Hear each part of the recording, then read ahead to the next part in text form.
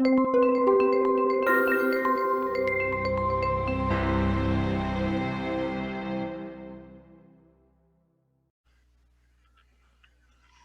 afternoon, everybody, and welcome to a Zoom chat offered to you and sponsored by APSAC, the American Professional Society on the Abuse of Children.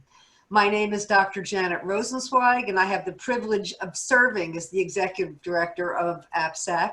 And we're delighted to have you here with us today for the sixth in our series of Zoom chats, an activity we developed in order to allow us to quickly respond to the emerging needs that practitioners in child welfare and child maltreatment are finding as we all work to respond to the COVID-19 pandemic. A few words about APSAC. We're dedicated, as our slide says, to strengthening practice through knowledge. We take the very best that science has to offer and present it to you, our members, and the practitioners in this community in a way that makes it meaningful to your work. We're multidisciplinary. Our membership includes teachers, home visitors, physicians, attorneys, all kinds of clinical practitioners, child protective workers, child advocacy center staff, forensic interviewers, any folks who devote their career to preventing, intervening, educating about child maltreatment is welcome to be a member of APSAC. We've got a very robust membership. Today, I'm very, very pleased to say that this Zoom chat is co-sponsored by Prevent Child Abuse America. No.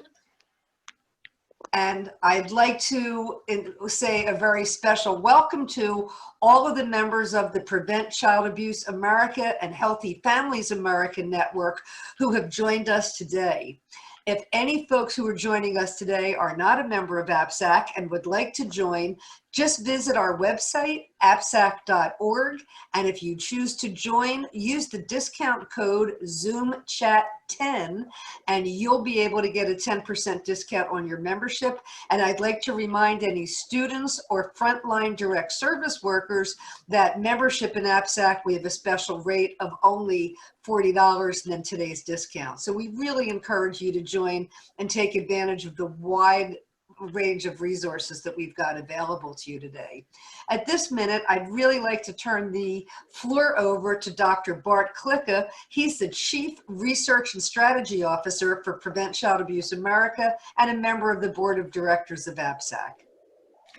Thank you, Janet, and we're thrilled that everyone could join today for this great webinar. We're excited that Robbyn could join us today. Just a little bit about Prevent Child Abuse America.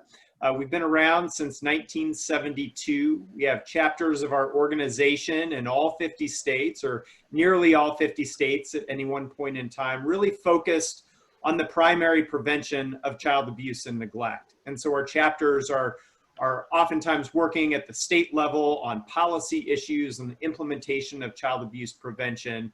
And so we're thrilled about the work that our state chapters are doing.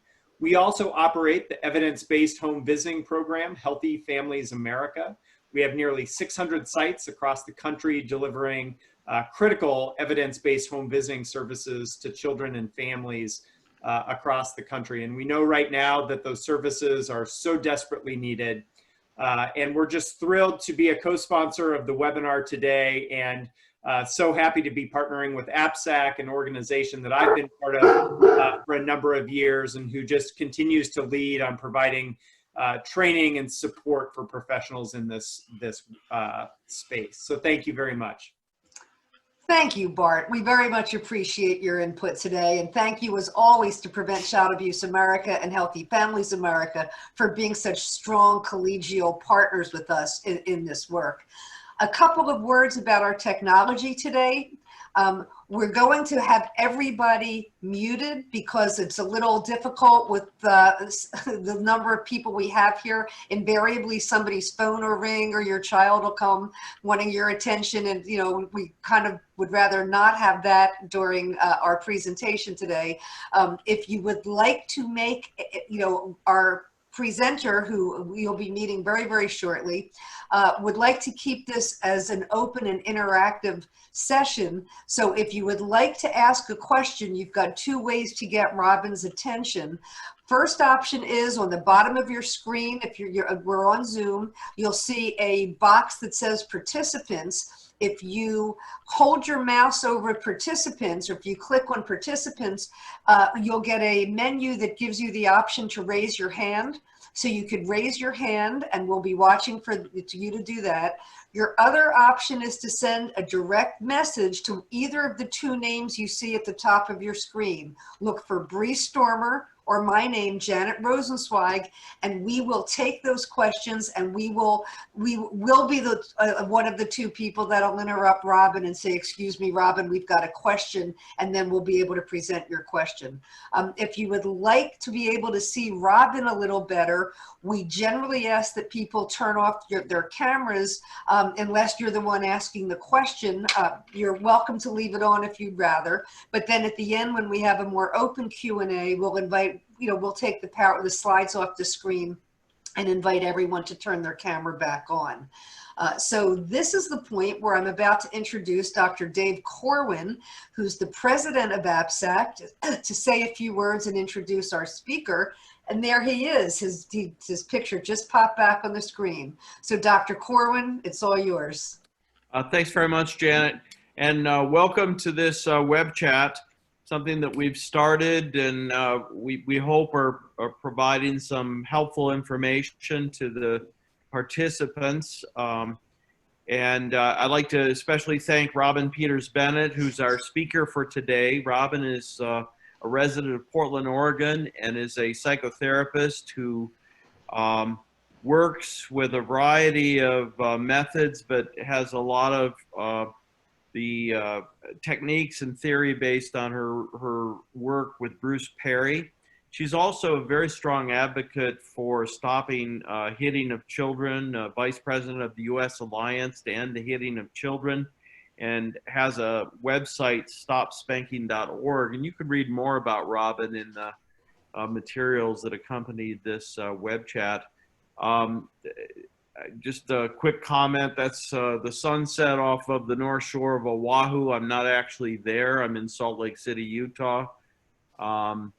And the little fish on my t-shirt is the Huma Huma Nuku Nuku Apua'a, state fish of Hawaii, for those who were really wondering what that was all about. So without further ado, Robbyn, take it away. Thank you. We look forward to your presentation. Well, thanks for having me. It's wonderful to be here. And I imagine I can talk with you and Janet as we're going along here. I was thinking that, as a therapist, I'm actually specializing in trauma and the effects of early abuse and neglect. And I work with a lot of parents right now who are struggling more than average, more than usual. And I imagine that many of the people listening right now are helpers of some kind or another. So I imagine that you might be a doctor, or you might be out in the field working in people's homes, trying to support them. There may be Head Start workers, child prevention, child abuse prevention folks. And I don't know if you feel this way, but my heart is pretty heavy right now with the strain that this kind of containment that's being required has on the nervous system of the families that are already quite compromised. So the first thing I just wanted to say is that, I think we're all experiencing sort of a progressive depreciation of our ability to function. And I'm wondering, Janet or Dave, if you've experienced this, where you just feel like you're not quite up to snuff and not feeling just as capable as you normally would be. And so I guess the first thing I just want to say is that it's really normal in a sustained crisis that we're in. It's very normal to be extremely tired, and especially mothers and fathers will feel this way. I know that I've been hearing I'm out on the internet a lot, and I've been hearing a lot about the new normal. And I don't think this is the new normal. I want to just express that I think that what we're experiencing is a crisis, and it has a kind of slow curve to it. And so what happens is, in the beginning, we might have welcomed the relief of not so much pressure, being able to walk around in your pajamas, and relax. But what's happening over time is that the worry that we experience through the news, that constant sort of like stimuli of uncertainty, of concern, of danger, that slowly depreciates our nervous system. And so this week, we're going to feel a lot differently than we did 6 weeks ago. So I just want to say that our level of fatigue is going to be quite high. And I thought I might just go through some ideas just that you probably have already heard, but just, oh, by the way, welcome Maryland. I see Nina and Philadelphia. It's so nice, and some folks from Alaska. That's marvelous. So what I want to do is just go over some basic ideas about the nervous system and how we function very differently in a crisis than we do normally. And one of the things I'm saying to parents that I'm with and to my own family is everybody gets a little bit of a free pass right now, because we're all just a little off, and we're all just a little fragile and vulnerable. And in large part, that's because our bodies are taking care of a crisis, and they're not doing all the things we normally do.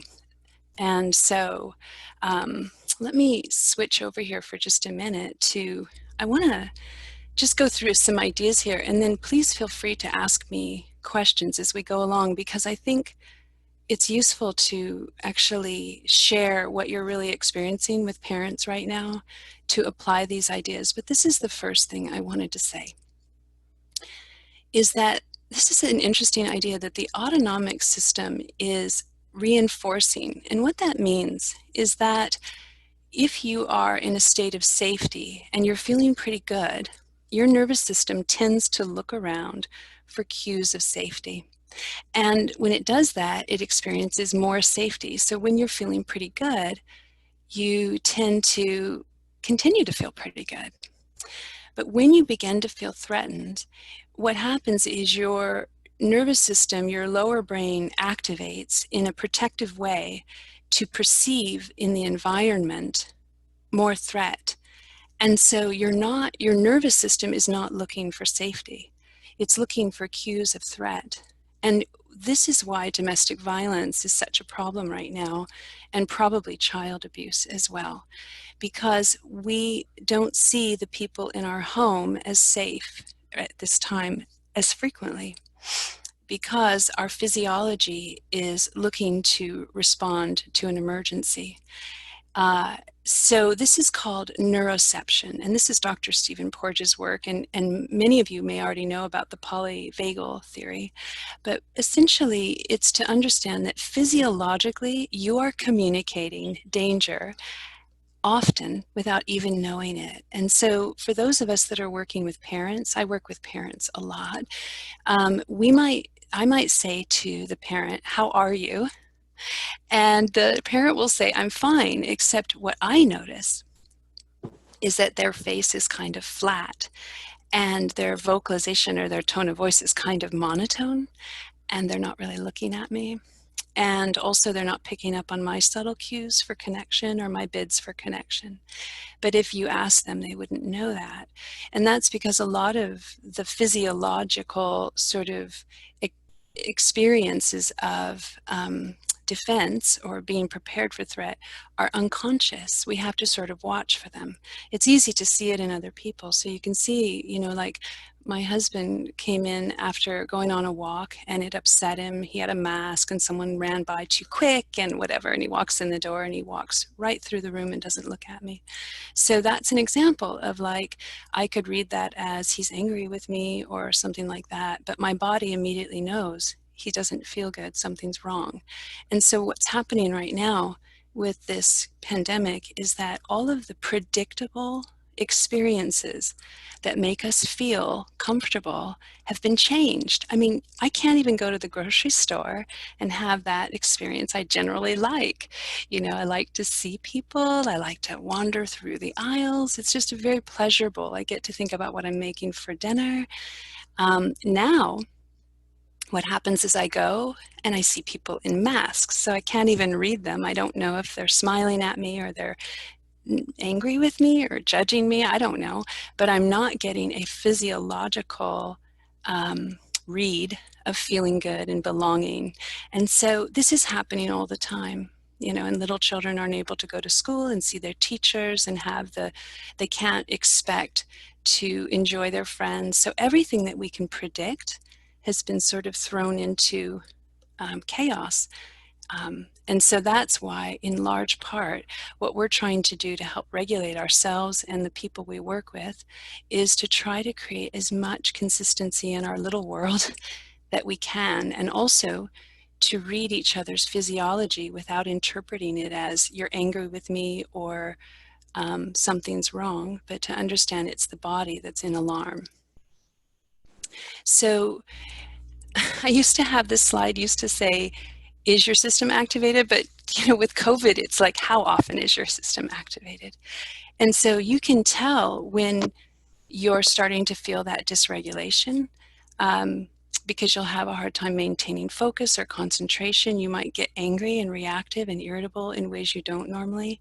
You might feel numb or detached when other people are telling you something that's bothering them. You might feel guilty or hopeless or powerless. You might feel like you have to do it all and you're the only one. You might have difficulty planning and problem solving, and you'll be very tired, and you might actually have more health problems. You might just start to not feel very, very good, and you'll have an increased craving for food and alcohol and probably Netflix. Now, with children, we would call these stress behaviors. And I want to say that the most important thing right now with compromised families is to help them reframe the behavior of their children and to understand that the behavior is biologically driven right now. So, like, for example, I was talking with a dance instructor who was having trouble with a child, and she's doing dance over the internet now and not in the class. And she says the little one is lying on the couch and putting lipstick on and putting way too much lipstick on, she says, and she's not even there half the time. And she was talking about how frustrated she felt. And what I wanted to help her understand is that just her presence is there is important. And that I want to just show you, let's see if I have a good, so here is pre-COVID. I don't know if you can see my arrow, but where it says calm and the neocortex is really bright, that was pre-COVID maybe for some of the families, where children could learn dance steps and they could learn to be in the group and they could tolerate sharing the attention of the teacher, and you know, they were making progress. But now what's happening is you go down into the lower right-hand corner. What's happening now is the neocortex. Robbyn, folks are not seeing your screen. I've been asked to let you know that if you... Oh, that's important. Hang on a second here. That's really important. Okay, sorry about that. Thank you so much. Okay, so can you see it now? I can see it, and I am hearing, oh, it's gone. But I can get it back. It's okay. Hang on a minute. Okay. How's that? We don't see it now. Okay. Well, you know, can you see me? Yes. Okay. Well, then let's just have a conversation, and I'll just help you visualize it so that you don't, and if Alana had a copy of it, so maybe if she gets lucky and knows how to make it work, then she can do that. So what I was saying, and I can certainly send the handouts later, what I wanted to say was, like with this dance instructor, the forebrain is what was giving the child the ability to follow directions, to participate in the group, all of that sort of thing. But now she's lying on the couch putting lipstick on. And that's because the lower brain is now being nourished. So one of the things we know about self-regulation is that oral sensation, rubbing on the mouth, eating, facial expression, all of that is self-regulating. And so it was helpful for the teacher to know that she just needed to say, hey, I see you on the couch. I see you there. It's nice to be with you. And so that's a huge shift for teachers. That's a big shift for parents to recognize that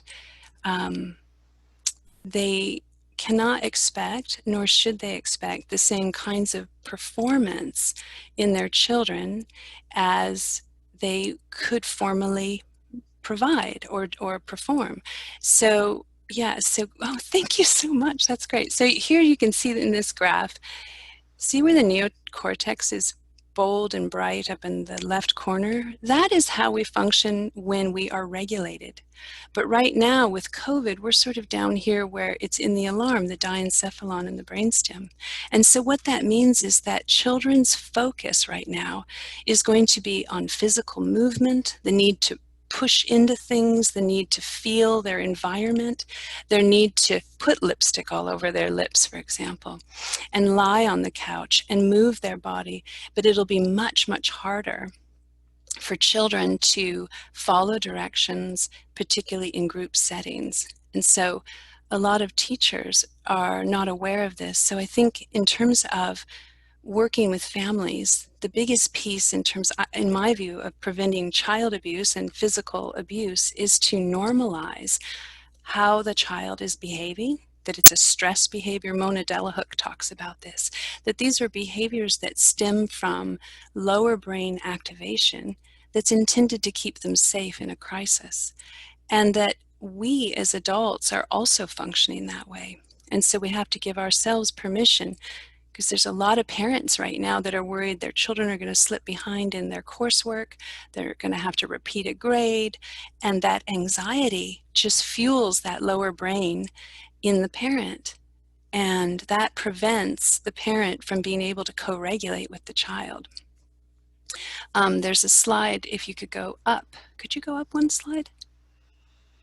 Go one more. There you go. Go to the one with the picture of the mother. Okay, so this is going to be counterintuitive to parents who are in a tasking mode, who are just trying to get things done. I was talking to parents who the father is an emergency worker and the mom is home and overwhelmed, and the children are more likely to be fighting and being irritable and having trouble finding places to move and move their bodies and all of that. And what we were talking about is how important it is for the parent to prioritize her own pleasure and her own need to have enjoyment. So putting the strain of the mother to try to get that child to finish the assignment on the computer before they do whatever else has to be done, sometimes that's just asking too much. And so really, in terms of nourishing the brains of children right now, the school assignments, the requirements that they fulfill, certain handouts and all of that is not appropriate. What's appropriate is for the mother to feel like she can enjoy being with her child, and she can take a nap if she needs to, and she can make schooling be, let's go make something to eat, or just come in the kitchen and be with me.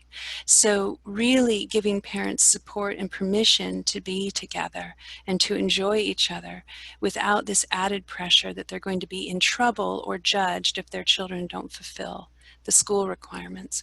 And what I would say to teachers and helpers out there is, instead of going in to try to help them perform, go in to connect and make that the most important thing, that you just care about them, that you really genuinely love them as another person in our community, you care for them, and you're there just to appreciate how disturbing this process is of shelter and care and the uncertainty, and how much energy it takes just to worry. It takes enormous energy just to worry, and we can't stop doing it because our brains are wired for that. And so what can help us recover from looking for cues of danger, there's some things we can do. One is try to have a schedule or a routine that the child has control of. So not a schedule that the child has to be forced to do, but instead try to have a schedule that allows the child to predict what's going to happen next. And make it a schedule that as a parent, it pleases you as well. It meets your needs. You can even have the child help you create it. And if you can't do this, don't do it. Like, these are all just ideas. Some of them won't work for your family, and you need to really trust that. But the other is to have regular touch as much as you can. Either give each other foot rubs or a massage or brushing the hair or physical contact that is predictable. Like, it might be that you do it in the evening, every evening after dinner. So it's something that the brain can predict, and it's pleasure that you know is going to occur. That can be really helpful. So now, if it doesn't occur, it's not the end of the world. It's just that the more we can predict the little things in our world, the more we will feel calm. The other piece of it is that to move your body. A lot of us are on computers, and our children are being asked to be on computers in order to do assignments. And what I would say is to get up regularly in the day and move your body and do something with your child that allows your child just to be with you. Go ahead and do one slide down. Let's just see. Oh, this is what I wanted to show you. So I don't know if you can see this on your screen because these are 4 little screens, but do you see where it says state-dependent cognition? This is something I really want people to appreciate, is that the lower part of this graph says mental state. Let's say that that's really nervous system is what we're really saying. So most of us are somewhere between alert and alarm right now, kind of all the time because of the crisis, unless we have the luxury of having a routine that lets us feel calm. When you're in an alert or an alarm state, do you see that your functional IQ is diminished? That is so important to understand. So this is where trying to get a child to do math or to do some other assignments because you want to be a good person and you want to make sure that you do what the teachers are asking and you want to be a good parent is an unfair expectation. It's not even appropriate. So I don't know where we're at on time, but I'm wondering if there's some questions or if anyone's working with families in the field, if there's anything you wanted to ask. At this point, feel free to unmute yourself if you'd like to ask a question directly, because we did not see any coming in yet in the chat box. So what we'll do is, while people are thinking about that, maybe go down one more screen. And I'd like to talk a little bit about anger and how one of the things I'm hearing a lot of complaints about is that parents are losing their cool more easily and children are as well. And so what I wanted to talk a little bit about, this is Bruce Perry's work, and is there a way to make that, go down one more image. I think I made a bigger version of it. There, okay. So what this might help people to think about is the ways that we can de-escalate predictably or escalate a child's behavior. And really this is true for our partners and anyone in our life that we are in close proximity to. So, you know, I think a big thing that's happening is children are on screens and the mother is tasking and she's got things to do and she's trying to get the child off the screen. And how do you get a child off of a device and then they're angry and irritable and then it's explosive and then you know, it goes from there. So one thing to recognize is that our children are probably somewhere between alert and alarm at any given time. And so some of the things to think about is really understanding yourself as an animal and recognizing that, I'll give you an example. So I know how regulated children are when they come to see me because I have animals. I have chickens and kitties and squirrels and that sort of thing. And I had a child come the other day who had not been here before, and she ran after the squirrels screaming at them. And then she wandered over to the chickens and she's trying to get the chickens to let her pet them and pick them up. And she was not successful, as you might imagine. Other times, the children will come in and they're very slow and they get to know the animal and they're able to sort of win the trust. Now, from a neurological perspective, we're all kind of like scared chickens right now. And we're relating to each other sometimes from that place of hypervigilance, and we don't even realize it. So when if you look at this under de-escalating, the sort of the way you would approach someone who is in an aroused state is the way you would approach an animal that does not know you, that you want to win the trust, because it's really the animal body that is alarmed when we're in a state of defense. So having, being aware of your eye contact, not requiring eye contact of a child, but rather just noticing your own vocalization. Dr. Stephen Porges talks a lot about vocalization and how it can activate the nervous system. So for autistic children, this is true as well, that you want to make sure you have prosody in your voice and cadence so that the child recognizes your vocalization is safe.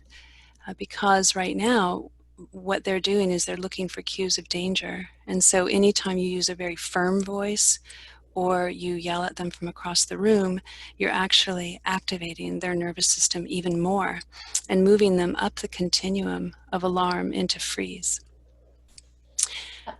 We did get a couple of questions in. If we want to start on that, is that okay, Robbyn? That'd be wonderful. In fact, they could even just come online and talk to me. It's funny just talking but not receiving. So it's really nice to have someone on the other end. Sure. I'll ask these two that have come in via the chat box, and then what I'll do, and this is just a couple-minute warning for folks, I'll unmute everyone. I know that there are some people who are calling in who may not be able to mute and unmute themselves from the web platform. And then if you've got ambient noise in the background, I'll just kind of move through and mute those people individually. So we can kind of get the ambient noise out so we can hear the folks who do want to ask questions. That's wonderful. So we got a question from Jacqueline. She says she's in preventative services for child welfare. She's getting a lot of complaints from teachers about the children she works with not doing their schoolwork. And how does she encourage families to help their children get their work done with so much going on right now? Right. So this is what I mean by the teacher or the institution is anxious, right? It feels the pressure to provide education and to have children learn. But that's really our anxiety institutionally. There's a webinar that I did with Dr. Bruce Perry, and I'll put it in the comments at the end, where he talked about the education right now as being a wash. And the reason it's a wash is because we're trying to go ahead and go up one slide, and I think I can explain this, or two slides probably. Go up one more. There you go. So what we're trying to do is we're trying to do neocortex sorts of things. We're trying to have children learn information and get involved with each other and all of that. And a lot of these children don't have that part of their brain online. And so really it's about pushing back to the administration and the people that are asking the teachers to do this kind of teaching, and recognize that the neurological need of the child right now is actually relational and regulatory. So go ahead and go to the very last slide in this thing, and I'll explain this to you. So this is what teachers can focus on, is that when it comes to learning, children need to co-regulate so that their brain is online to receive the learning. But right now, the lower brain is not regulated. That's what we've been talking about. So for teachers, if they want to try to help children learn, one is to drop any expectation that the child will be co-regulated. They probably aren't. And we don't know what's going on in the home, but there might be a lot of stress. And so the child may need to be in a state of vigilance for their own survival. But, the first thing is to regulate, which is to allow the child to get up and move, and also to do exercises with the children that involve movement. If you have a group of kids on Zoom, you can all have them get up and do different kinds of movement exercises. You can get them to recognize each other's faces on the Zoom. Like right now, we have no one's faces but my own. So I'm actually a little dysregulated because I'm not in relationship with anyone. I can hear you sometimes, but mostly I'm just talking to myself. And that's neurologically not really very helpful. We need to be providing lots of opportunity for us to see each other's faces and for us to have spontaneous connection. The other thing that a teacher could do is they could sing. They could get the children to sing. But what they're trying to do is just get the brain regulated so that the child can then connect. So then the relationship happens next. So the child's getting regulated, they're moving, they're feeling okay, and then the child needs to connect. And so that's where the teacher would say, tell me what you did yesterday, or how are you feeling, or it's so wonderful to see you, I'm so glad you're here. All of this sort of welcoming and relational piece that's super important. Teachers may never get to the higher brain functioning. It just might not happen, and that's okay. If you press on the child to get there, you'll actually make the child more dysregulated, and you'll be bypassing their needs. Right now, teachers are just like often the one person children really love and feel safe with. And so to really recognize as a teacher, you are someone there to love the child and to help the child feel safe in their body. And that's a huge accomplishment if you can do that. The other thing is to support parents to have routine, particularly in the morning, because when the child gets up in the morning, if they're regulated, some children aren't, but most of us are more regulated in the morning. So that's an optimal time of day to do regulatory activities that enrich that part of the brain and tell the brain, oh, I'm safe. I'm safe. Thank you so much for that. And that, I think there's been a lot of questions about teachers getting students up and moving, so that responds to a lot of those as well. We also had a family therapist who's been learning about, and I'm not familiar with this theory, so I may butcher the pronunciation, polyvagal theory? Yes, polyvagal theory, yes. Polyvagal, okay. And she's wondering how to explain that to children and families. Oh, that's great. I've been trying to explain the polyvagal theory for years now. When I'm done, I will put a link of an interview that I did with Dr. Stephen Porges and Amy Bryant, who's with Parenting Beyond Punishment, to talk about the effects of the nervous system. Because, you know, the traditional parenting is to be firm, sometimes is to yell, is to be punishing, and to frown at children, and to do things to coerce children to behave. And so sometimes we sort of go back to those behaviors out of habit, really, but they're actually activating to the nervous system. So that webinar might be a good place to begin, just to hear him talk about it. But what I tell, this is my cliff notes of what I tell parents when they first come in. I say to them, the easiest way for a child to regulate and not have tantrums is to feel connected to us. And how we do that is we have to get them to want to look at us, not because we tell them to, but we want them to look at us spontaneously out of a desire to connect.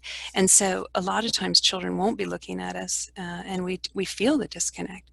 And so then I explain to them that the nervous system basically, the ventral system, I call it the safety circuit, basically, is from the cranium into the face, into the striated muscles of the face, and into the mouth, and into the middle ear, and it animates us. It you know, you give the eyebrows to someone, just try it, go give them the eyebrows, and they'll laugh, you know, because it basically sends a signal of safety. The trapezius muscle inside of the middle ear, inside of the ear, is listening for the vocalization of the human voice. And that makes us feel calm when we hear that intonation of like the Mary Poppins voice, you know, that lovely sound that feels like a safe mother. The trouble right now is that our nervous system is looking for alarm sounds, and it's looking for predatory sounds like, you know, heavy sounds of cars and airplanes and loud voices, angry voices. So I just teach parents that their goal is to stay in the prosodic state where their voice is fluctuating so that it keeps their nervous system online. Because as soon as we go offline, we think our children are a threat. I mean, we just start to relate to them as something we have to control. We don't trust the relationship anymore. So I work a lot with parents in understanding the polyvagal theory, and there's a good book that might help you. Mona Delahook, called Beyond Behaviors, has been writing about that. She does a great job. The other book is No Drama Discipline by Tina Payne Bryson, is a very good brain-based book to talk about, that really basically talks about arousal and how much arousal of the nervous system drives the way we behave.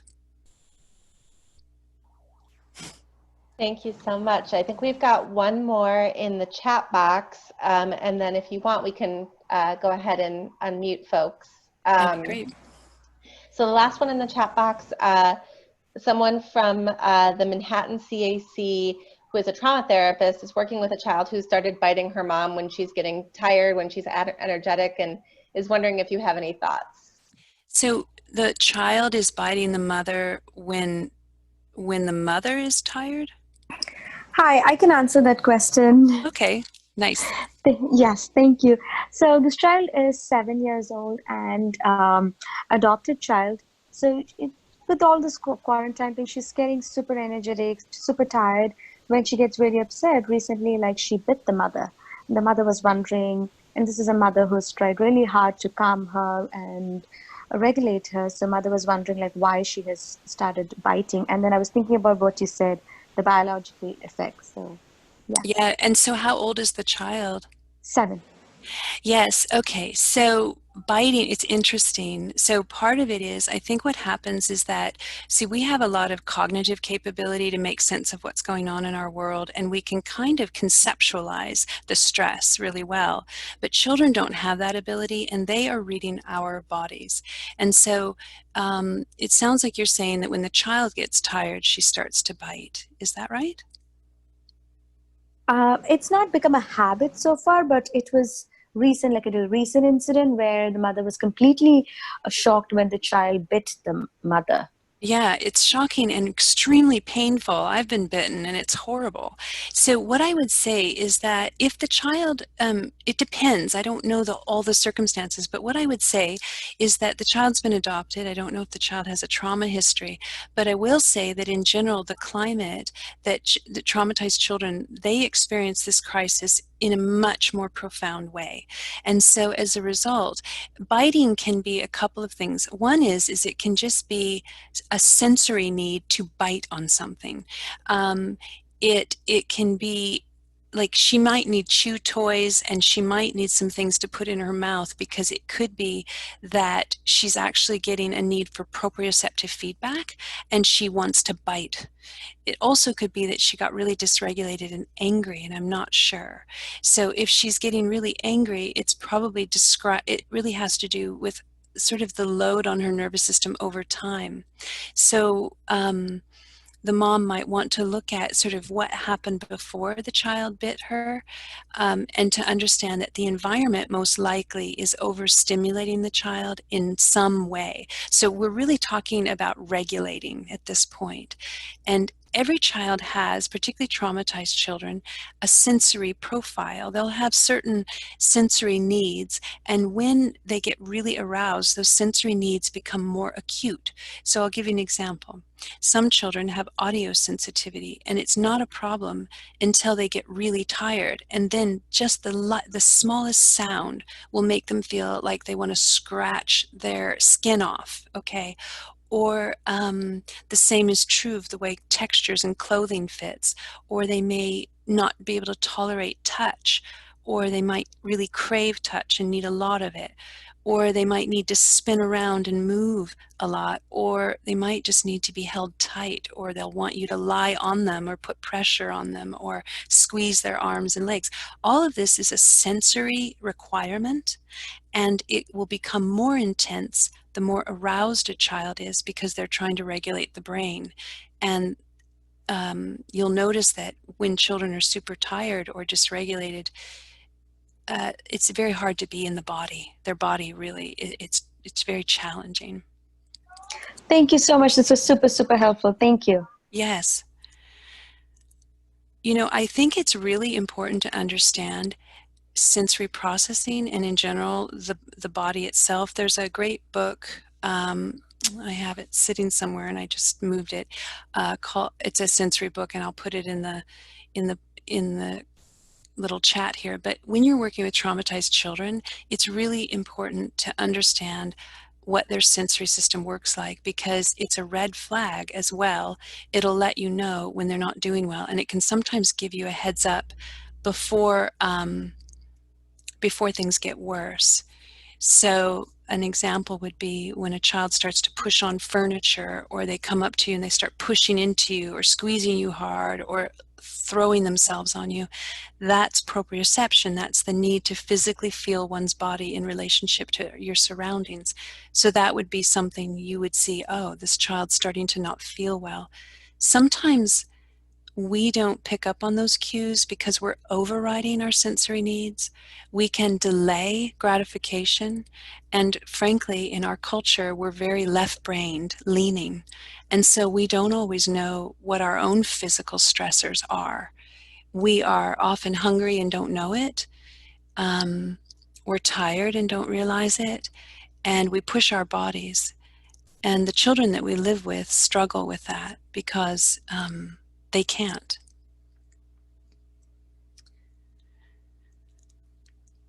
Thank you so much. All right, I'm going to go ahead and unmute folks so we can get the discussion going. We'll probably be greeted briefly by a wall of sound, and then I will, in about 30 seconds, hopefully, get any folks who have some ambient noise muted. And if any of those folks have a question, feel free to private message me, and we will make sure your question is answered. Okay, here we go. Okay, well, we don't have the back.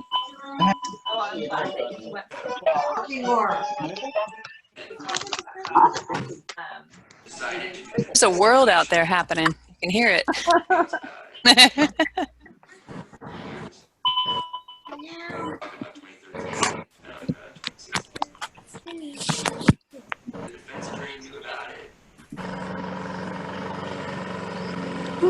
Someone's getting the lawn mowed, it sounds like.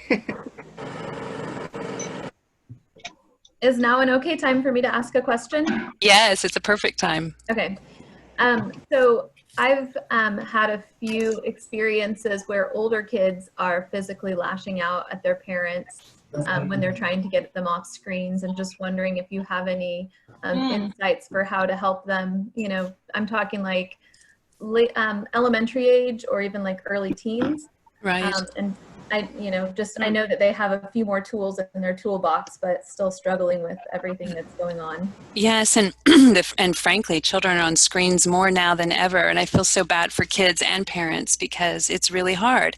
So what I would say is, obviously, children are dysregulated by screen use. Their serve and return system, that where they get reciprocity, is starved. So that's the first thing. Is in most cases, not all, if you have people talking on the screen or you're playing a game with another child, that's better.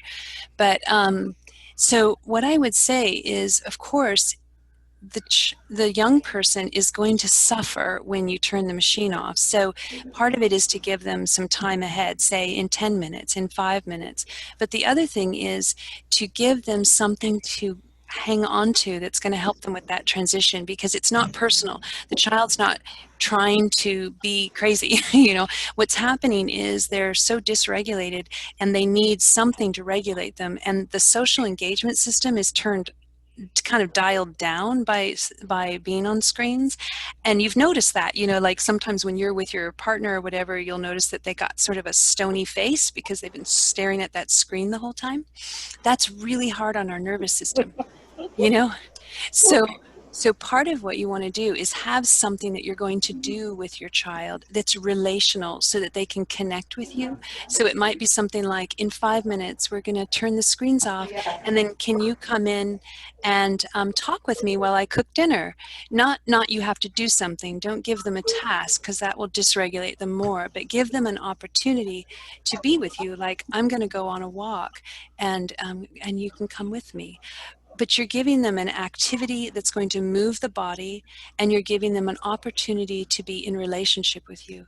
So also be aware that sometimes when we tell our children to get off the screen, we're in a left brain task mode, and that's not relational. And it'll be read by their nervous system as hostile.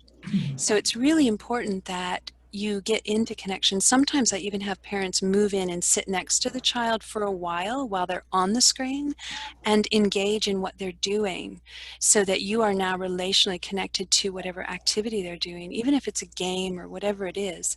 And then maybe touch their leg if it's welcome, or rub their back, or just, be there and just say, hey, what are you doing? And like join in that way, and then say, okay, we have to stop in 5 minutes, and you're there to help them tolerate that transition.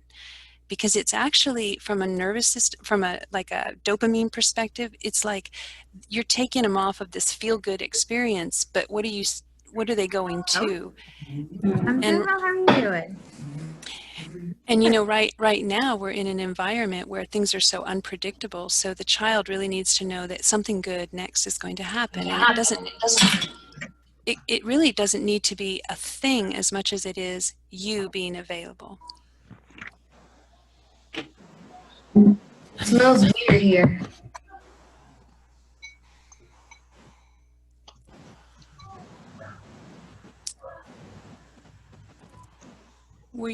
Did that answer your question, or? Absolutely. Thank you so much. You're welcome. Like when we're done with this, I'm going to get up and I'm going to walk out into the garden, and I'm going to get a nice cup of coffee, because the body really doesn't want to sit here for an hour looking at a screen. That's just not how we're wired. Yeah, I will definitely give you the name of the sensory book. My brain is not remembering it. See, that's that cortical online. It's not all there, but the book's over there. I'll get it and I'll bring it and I'll type it in. Yeah, I think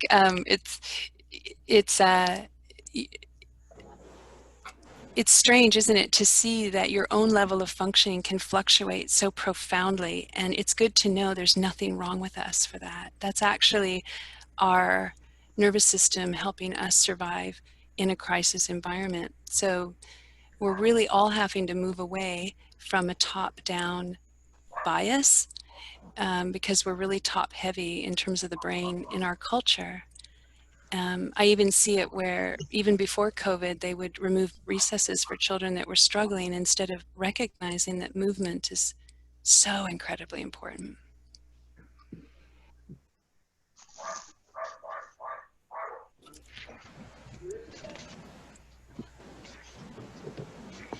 So, is there any other questions? We have a few more minutes.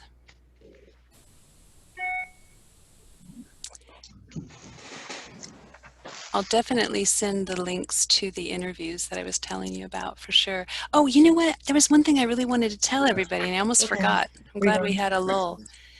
What I wanted to say is that I think this information is important that we're talking about, but it's not the most important. I think the one takeaway here is that we need connection. And I think giving parents information right now is probably not that helpful, because it's top brain, it's cortical. What we really need to be doing is providing connection and opportunity for relationship. So I'm going to, I actually have some resources here, and I'm just going to cut and paste them and put them in the chat. But one of the things I wanted to share with you is the Stop Spanking /resources link, because what that is a link to a page that I created that has parenting groups that parents can join. So parents in rural areas, Latina parents, African American parents, there are groups for all parents out there that can receive information on, but not just information, like they get to join community with other groups that are teaching parenting without punishment and without reward, but instead using the brain-based model of relationship and self-regulation as a way to parent children.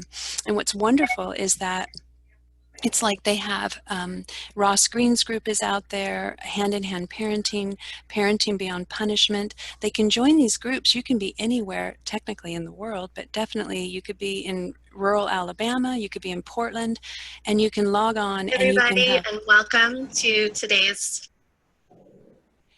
And basically what you can do is you can log on and get parenting support right immediately. which is wonderful, because parents sometimes just need somebody else out there that can give them some good advice and can also say, we have your back, we know it's hard.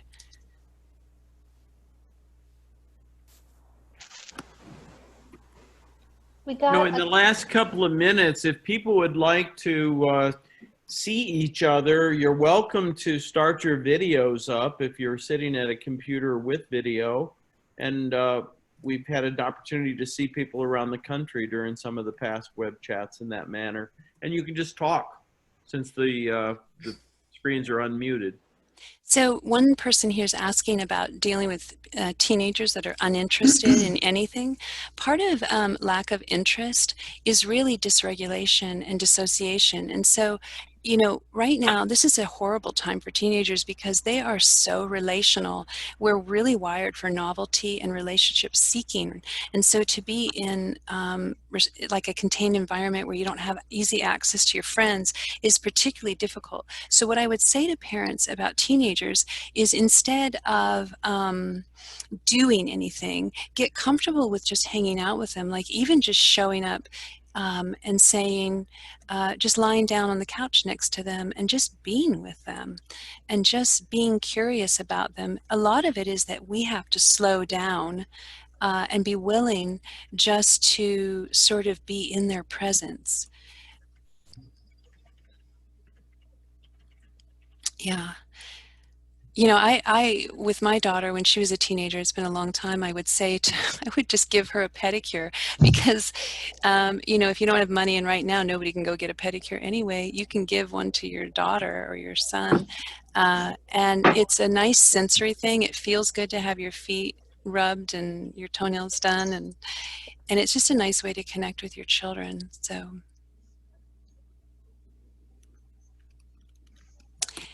Yeah, thanks for all the comments in the chat.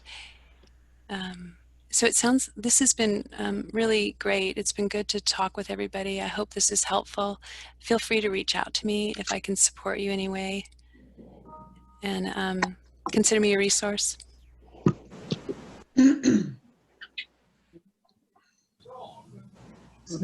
So thank you so much, Robbyn. Oh, I was just, go ahead, Janet. No, that's all right, Bree, go take it.